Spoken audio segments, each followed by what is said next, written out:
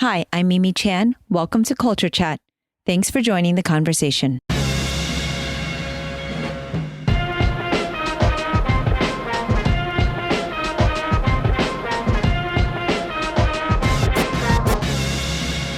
Marc Singer is best known for his role as the Beastmaster and Mike Donovan from the TV series V.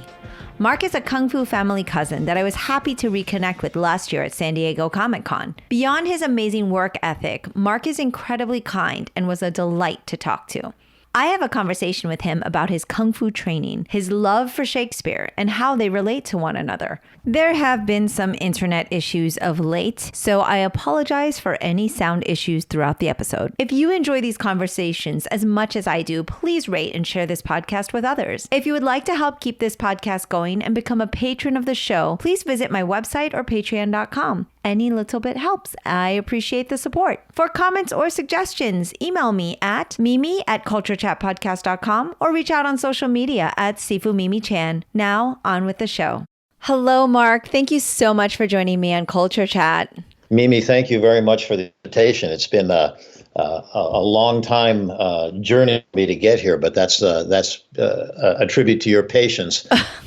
Yes, not at all. It was so wonderful to actually reconnect with you because, of course, I've met you before, but it was wonderful to reconnect with you at San Diego Comic-Con last year. And we had like a walking, talking moment, but we did promise we would sit down and have kind of a nice, lengthier conversation. So I appreciate you taking the time to talk to me today. It was San Diego Comic-Con is an amazing event for anybody who hasn't been there. There are at least 50,000 people, stretches for block after block at the end of San Diego proper, and to be there among a crowd of people that are avid in their enthusiasm for performance and visual arts and painting and drawing. It's quite an event. It really is. Yeah. It was actually my first time there as well, and I was quite overwhelmed, but pleasantly surprised. It was really an amazing experience, and of course, like I said, there was such a kismet because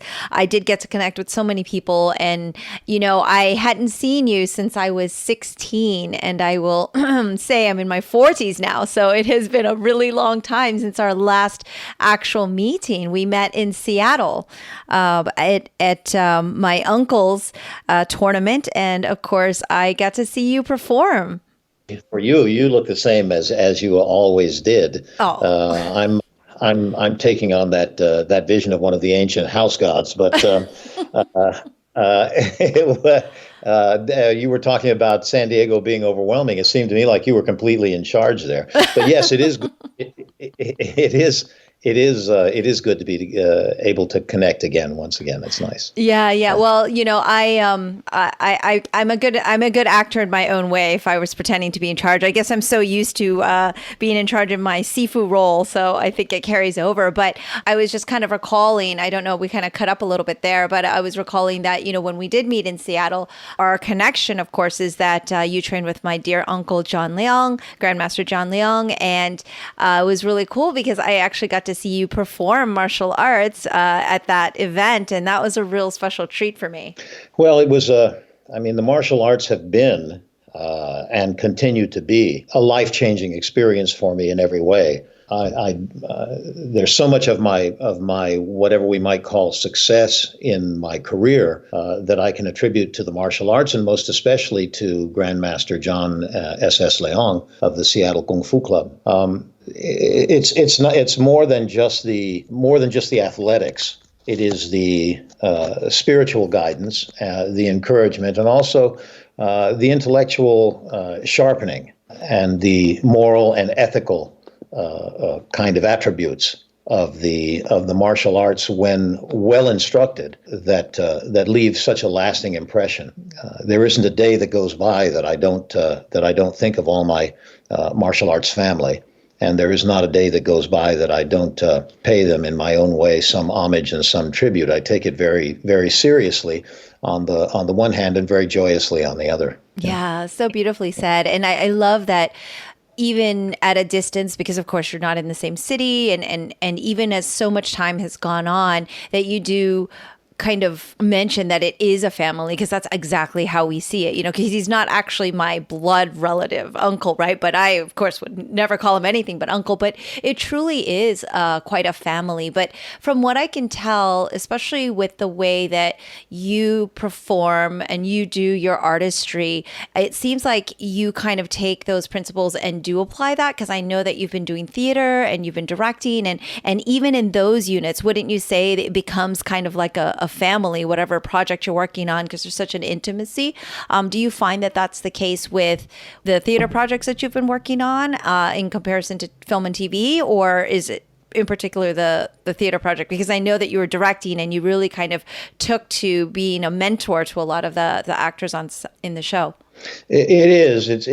I approach it anyway as a family, and I know that it's a sort of a common saw that we're all in this together, darling fellow performers. But I think as the years go by, I feel a greater sense of responsibility, not only toward the work, but also toward the family aspect of the work.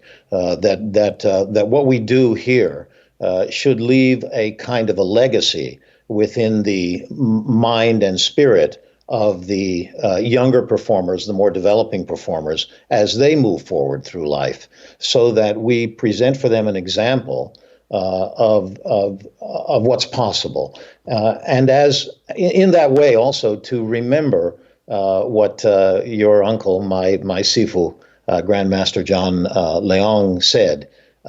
That there is the possibility of getting better, not only better than this person who is flesh and blood and therefore fallible, but better in yourself, better in your own personality, better in your own technique and style, but also better in your own ethical sense, better in your own mentality, better in your IQ can actually grow, and you can become a better person, and that exceeding not only the limits of this man or woman who's here speaking with you, but exceeding the limits that you set within yourself is also possible. Yeah, absolutely. And that really resonates with me, of course, since I'm a lifelong practitioner as well. And even though people say, well, you're already a Sifu, and I'm like, oh, you don't understand.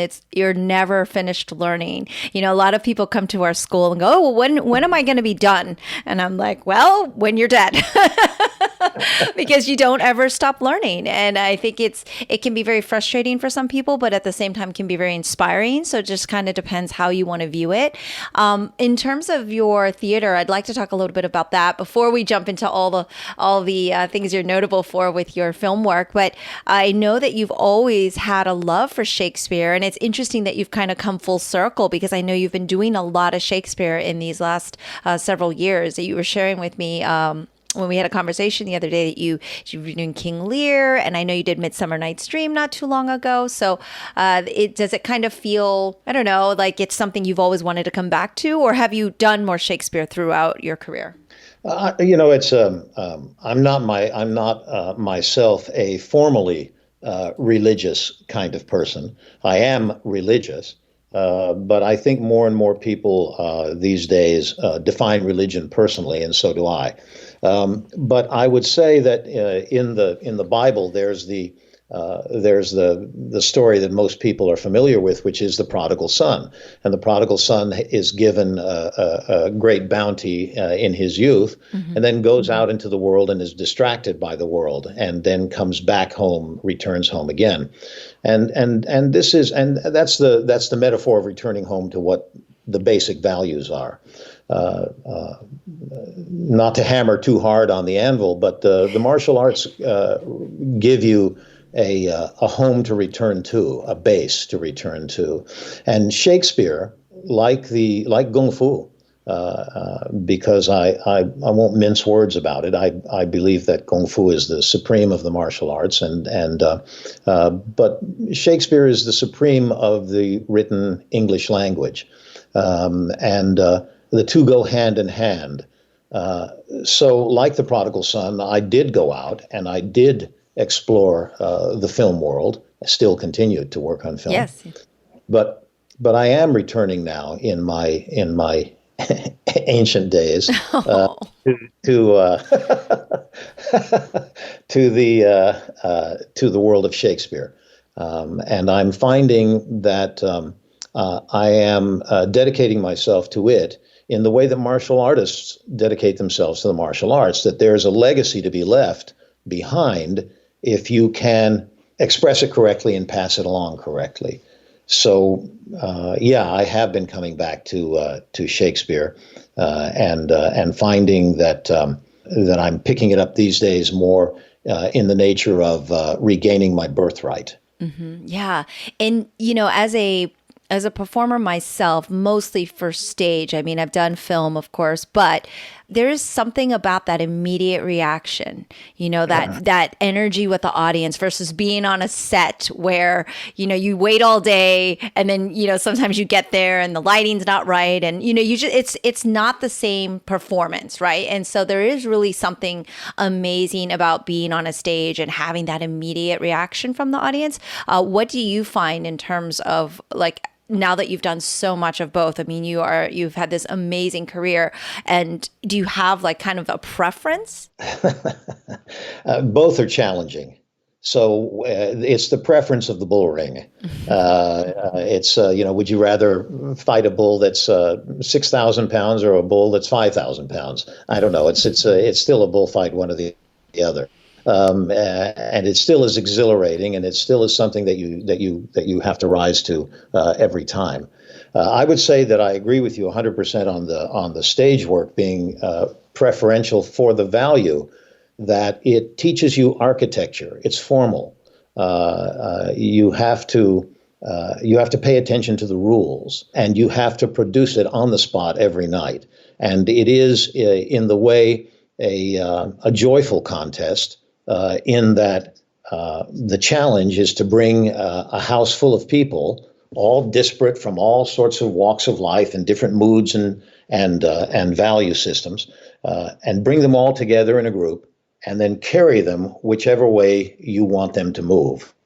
And you do this by a close study of and understanding of the architecture, not only of the play and the playwright, but also of the formality of the theater itself. So it has a kind of a tradition. I keep trying to make this parallel between acting and the martial arts, because as well you should. Because they're both formalized studies. But then when the moment comes, when the curtain rises, or when the martial arts are called upon, at that moment it becomes kind of improvisational. Yeah, I have a tendency to veer off. Oh no, I love it, and you can talk about kung fu with me all day. And acting, I love it. And the thing that I find interesting about that, what you were saying earlier, of course, is Shakespeare's coming home, and there's something in the kung fu world as well, martial arts in particular, that foundation and that basics training and how important that is. And what I like to tell my students is how you want to be quote unquote advanced, or you want to get, more, you want to get more advanced in your training. You don't actually need to do something new. You have to take what you know and further that and go deeper and delve deeper into your art form or your stance or your, what you have. A lot of people want the freshest, newest thing or something they saw on TV, and that concept of going back to the tradition and the basics and really embracing that, I know is the same for acting. And I see Shakespeare as kind of that tradition, going back to the foundation. And I have not myself, other than something in high school, I've not myself ever done anything performance with Shakespeare, but I find that intimidating. I agree with you, and I agree with you in everything that you say. I find Shakespeare intimidating too. Everybody finds Shakespeare intimidating. That's why he is the greatest. But because you find something intimidating does not mean that you should be. And I know we're speaking the same language here. So I find that it doesn't mean that you should therefore shy away from it. Right. You should in fact embrace it, because there's something there for you. Yeah. He wouldn't be the most important and singularly influential playwright in the entire history of the world, if there weren't something there for everybody. Same with the martial arts. So when you talk about going to the basics in the martial arts as opposed to something new. It is exactly the same approach with Shakespeare, analogously speaking. Yeah. In that when you stand in the horse, when you stand in Sepima, there's much to be learned in the perfection of that, and you don't need to bring anything else to it. What you need to do is to understand what it is, and it then will reveal to you things about yourself. But you, meanwhile, are studying the practice of perfection, as was already researched and established. And the same thing is true with Shakespeare, is that more and more I try to encourage people to study what it is as opposed to what I am. Because what we are is whatever we are, but what it is the ultimate of its moment of perfection. Yeah, I love what you just said there. And it reminded me of a fun story back in the day with my father where, a lot of the instructors would sit around and ask him questions. And one person asked him, what is the secret of Kung Fu? And, he kind of laughed because, of course, my father and, everyone sees him as this, old Kung Fu master. He's actually the walking, right out of casting of what would be a stereotypical old Kung Fu master. And he says, do you want to know? Okay, you go outside on the plumfire poles and go stand in a horse stance for an hour and then you'll figure it out. That's really, but you know what? And the guy didn't do it. So he didn't discover the secret. I was like, they thought he was kidding, but he was not. There's so much truth. And you mentioned the word perfection and, always striving towards that goal. Do you consider yourself a perfectionist? I would certainly, I would consider myself obsessed with the idea of perfection. In that sense, that's about as close as I would come to say that I myself am a perfectionist, because I'm also a realist in the sense that perfection is for the, and we do the best we can to achieve it. And so, more and more in life, I find that I have to allow for imperfection in others in order to become at peace with the imperfections in myself. And my own imperfections are manifest. So I have to I have to ease up on others if I'm going to get any sleep at night. Understood. You and I have a lot in common. And it's interesting because I hate to use the words, as I've gotten older, as time has gone on, but you do really learn so much more about yourself. And then it does make you kinder to others and look upon others with a less judgmental eye. And I'm definitely still working on that. The thing that I would, if there's anything that I would like to achieve as a legacy, and it's a pipe dream. It's like saying you'd like to live in Shangri-La, if there were one thing that I could pass along to a legacy to others, and this is the thing. I know I keep coming back and hammering on the martial arts aspect of. And Kung Fu specifically, and your father and my Sifu. It's a way of clarifying what's going on around you, and in that sense, hopefully passing along an actual practice, a technology to forestall regret later in life, and that's a really important thing for me. I think all of us probably have something, and for me, volumes that cause us at different times of the day and night to go, oh my God, what did I do? What did I say? Why did I do that? Oh my! And the practice of the martial arts, Kung Fu specifically, under the right kind of instruction, and help bring about a position of awareness within yourself. And in your relationship to the world, whereby you can begin to diffuse those situations which we all set up, which cause us angst and cause angst in others. Yeah. It's an amazing thing. You think about people think about the martial arts as punching and kicking Of course. and all of that stuff.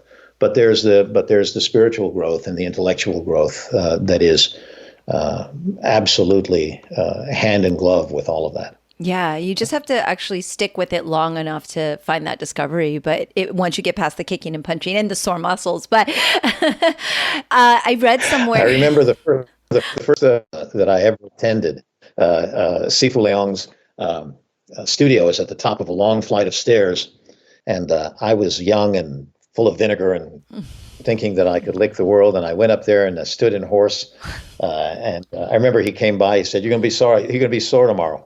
And I said, fine. And then the class finally was over, and I went to that long flight of stairs, and I took the first step, and I almost fell all the way down the flight of stairs. Had to hang on to the handrail because my legs were like rubber in order to get down just to the street. And I was very athletic in those days as well. But Kung Fu will teach you what athletics is. It is really challenging. You know, my husband, he's a strength trainer and he does a lot of fitness stuff. And he's like, there's nothing harder than Kung Fu. So, you know, it doesn't get harder than that. So it is humbling. And that's part of it, right? I say one of my Sihings said, "Oh, no, life is easy. Kung Fu is hard." So true, so true, so true. I read somewhere that, you know, you of course have been doing Shakespeare, but you're not like very fond of having it kind of reimagined and redone. Like you feel it should stay classic. And of course, you are most notable for being the Beastmaster, and of course, a very huge pop culture icon with V. And ironically, both of those have been rebooted and remade. And it's so interesting that there was a desire to reboot both of those, you know, characters and series. How do you feel about that, you know, they wanted to kind of bring that back? Because I know how you feel about the classics being remade, but and of course being able to cameo as well was special. But I would say the remakes probably not being as beloved as the originals. Yeah, it's an old axiom in Hollywood that most often, I don't say always, but most often the only thing that the sequel gets better is the angst. I too prefer the originals of the V series and of the Beastmaster. Both of those, again, here I go. We could play this on one string of the violin, but both of those, again, I attribute in large part to my kung fu training. In the Beastmaster, all that sword work, as rudimentary as I now believe it is, but all that sword work, all that physical presence, all the ability to do 90% of my own stunts, all of that came from Kung Fu. My ability to stand with the tiger was a direct result of Kung Fu. And the animal handlers kept telling me, you know, you can't do that. You got to stay away from the tiger. You're too close to the tiger. You're working too much with the tiger. And I kept saying, no, you don't understand that we have something going. The tiger, whose name was Kipling, by the way. Oh, like Rudyard, yeah. Like Rudyard Kipling, exactly. Yeah. Right. Beautiful, Cool. Wonderful. Yeah. And he, by the way, that tiger was one of the most extraordinary beings that I've ever been around in my whole life. He was like in his own way, he was a bodhisattva. He had a great aura, a great presence about him, and he understood everything. He was the first person I said hello to every morning and the last person I said goodnight to every night. Yeah. Wow, that is so amazing. And that, of course, with the Beastmaster, in my mind, I always remember the ferrets. And when I was younger, I thought I wanted one. And now as I'm older, I'm like, oh my gosh, I would be terrified because it kind of looked very rodent-like. But yeah, it was such a fond, like I remember the film very fondly. And now thinking back as a young child, there were some scary parts. But I think because there was this sense that somehow I knew you. Like I didn't know you at the time, but my parents was like, we know him. This is Kung Fu Family. And immediately then I was less scared of the film. But you know, the part where the bat wing people were like eating. Yeah, sure. Yeah. There's some scary parts, but oh man, I loved that film. And it was so there was such a special connection there, and so it is so beloved, and it still is something that I know in pop culture, like it's a cult favorite. Like people just adore that. I'm sure at San Diego, everybody wants to talk to you about Beastmaster and V, but yeah, it is a very iconic thing, and I know that you're very notable for both of those projects. And is there a piece of your work though that perhaps you wish people either recognized more, or that you maybe perhaps had more an affinity for? I'm very. I've as time goes by, you learn to be more and more grateful for the gifts that you've been given, and don't so much judge in the way of avarice or acquisitiveness. But I do. There is a production of The Taming of the Shrew, which again is Shakespeare, which is online. If people look up Marc Singer and The Taming of the Shrew, they'll find that. And I just think that I have such great respect for both mediums. I have a great respect for film and a great respect for stage. So I've been very, very fortunate in my career to work with amazing people, Henry Fonda and Kirk Douglas and Olivia de Havilland, and these are names that people who might be watching this blog no longer are even familiar with. But these were giants and in the acting industry and in the film industry, so I would say, rather than thinking of things that are my favorites, I can recall things that I wish I'd never done. And those I certainly won't mention. So right. I was like, oh, I know you're not going to share those. But I think, in any form of art, in any form of work, really, that is still part of our growth. And like, that is where we were at that moment. And with film, I think it's a bit different as well, because sometimes you just don't know.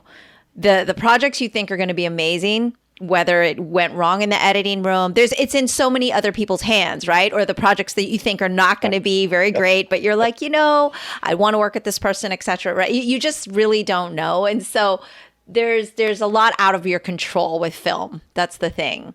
I think that's like a hit or miss, and that's a tough one. And you see that with so many actors and their careers and stuff. But that's very funny that you shared that. But speaking of film, because we talk so much about Kung Fu and Shakespeare, what are your go-to Kung Fu flicks, or what's your favorite Shakespeare play? Oh, my favorite Shakespeare play is Troilus and Cressida. It's a very little known play. And people in the industry consider that it's unplayable, but it isn't. It's a brilliant play, and there is some evidence that it was one of Shakespeare's favorites, and it should really be played. It should be cast among the old WWF company. The Rock should play Hector, and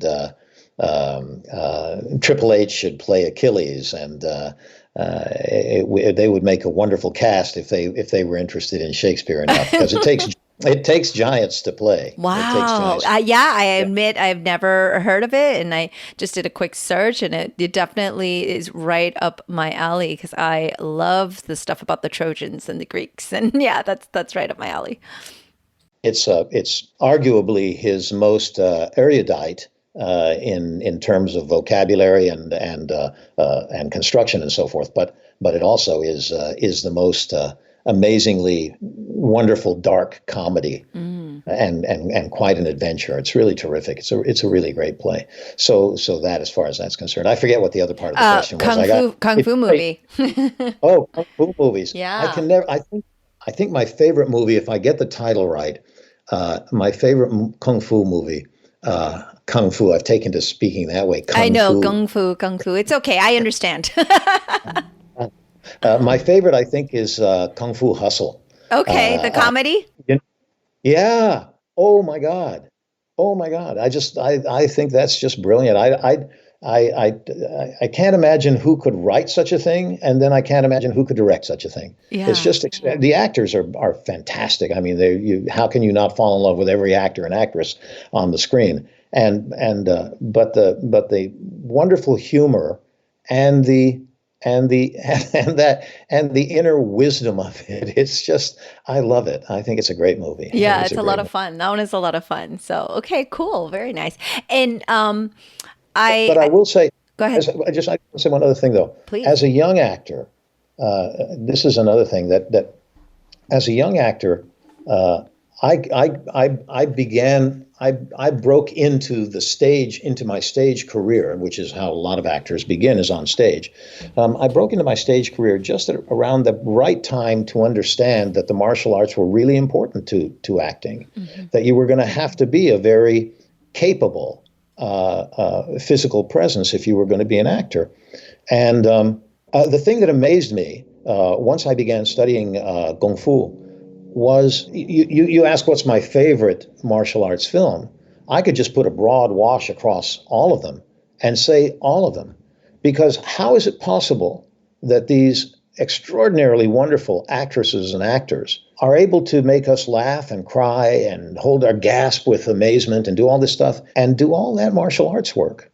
Because their stunt work, their martial arts work, the dexterity and the quickness and the complexity of the fights that they have to learn, and all right there in front of your eyes. For as far back as you wish to go in terms of watching martial arts movies, back when people were routinely flying through the air and Hmm. jumping up and Hmm. disappearing and doing all that stuff, take a look at the work that those actors and actresses were doing. It's just absolutely astonishing, and it sets a pretty high bar for the rest of us. Yeah. So true, so true. It's really interesting to see how the American and Western cinema has. It was like this weird gravitation towards kung fu movies. It was like popular a little bit in the 70s and it died off. There's always these ups and downs, and now it's kind of more of like a mainstream thing. You see an action film that will actually have kung fu elements, but it's not a kung fu film. So it's really interesting that it's like finally kind of crossed over in a sense. Yeah, it's been an interesting thing in terms of cinema, but you're right. It's such a challenge because I have a very limited film resume, but the little work that I've done, I've worked with some Hong Kong stunt directors, and they put you through the ringer. I was in shape those days for sure. I mean, it was no joke how intense it Yeah, is. It's super, yeah, super intense, and while you're not actually getting hit in the face, taking a reaction sometimes almost feels worse because you're just basically giving yourself whiplash over and over. So it is a very physically demanding thing, and then like you said, staying in character and it's definitely an interesting and difficult art. It's like two arts in one kind of thing. no, absolutely no question about it. You think about a cowboy friend of mine. We would watch old John Wayne Western, and he pointed out that in the days of those westerns, when the things that these guys were doing, jumping their horses over fences and Yeah. and riding at a full gallop through very many obstacles and up and down hills and all of that sort of stuff. Those were not even considered stunts. That was just what they brought to work. Yes. Profession is for the layperson. It's difficult. Just what the rigors are of simply standing on the set all day long, Hmm. out in the rain, out in the wind, out in the sun, out in the different changes in climate and temperature, in different locations, so forth and so forth, and then having to be like a runner, always ready to sprint. And do I have it correct that the last couple theater productions you also were directing? I directed and played the lead in A Midsummer Night's Dream, which is one of Shakespeare's most popular and delightful comedies. And so that was quite a challenge, and we were very successful in that. And then just I'm going to say last year played Macbeth at the Southern Shakespeare Festival in Tallahassee, Florida, which we were, and I have to say we were all very proud of that production. We did really well with that. Yeah, yeah. So, Yeah. Do you find because I know that the relationship between an actor and a director is an important one. Maybe you could speak a little to that dynamic. My feeling is that the actor and the director relationship is a bit like the boxer has to go up and circle to your right, and each has to respect the work of the other. And what the director has to bear in mind is that the actor is going to do, actor can do in order to fulfill the general strategy. The director has to respect the actor in knowing that the actor understands his own capacities. And so therefore, there's a kind of a symbiote of the two of them that has to be worked out and respected. Yeah. And do you have any, fond memories of any specific directors that you've worked with? Oh, many, many fond remembrances of directors that I've worked with, more fond remembrances than adverse relationships. And among them was my director of the San Francisco American Conservatory Theater, William Ball. You learn from every director that you work with. Sometimes what you learn is their deficit, and sometimes what is your own. I worked with Geraldine Page once, and she actually could tell her right eye when it could tear and when it could not. Wow. I'm not kidding you. We were doing a take, and she had a tear from her eye at a certain moment, and the director and all the cast and crew were all sniffing, and they were all very moved by her performance. She said, "Let's do it again."